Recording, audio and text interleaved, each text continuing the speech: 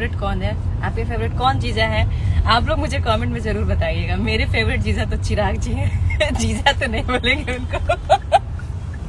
Handsome जीजा में तो चिराग जी है ना। क्या बोलते हो? है ही।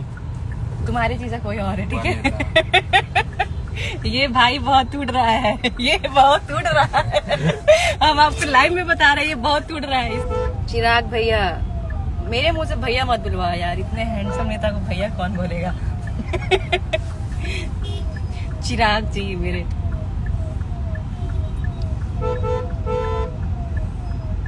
चिराग पासवान से शादी करोगे? यार क्या बोल दिया आप लोग।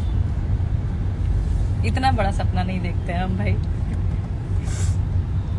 जो लोग नहीं सुने हैं जाके सुनिए प्लीज उस गाने को, और ढेर सारा प्यार दीजिए, और रील बनाइए, स्टोरी में मेंशन कीजिए, मुझे कोलैबोरेशन कीजिए, मैं सबका एक्सेप्ट करूंगी और मेंशन बैक करूंगी।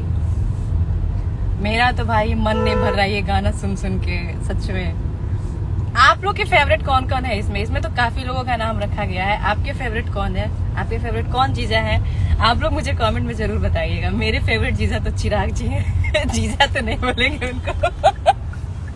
हैंडसम जीजा में तो चिराग जी है।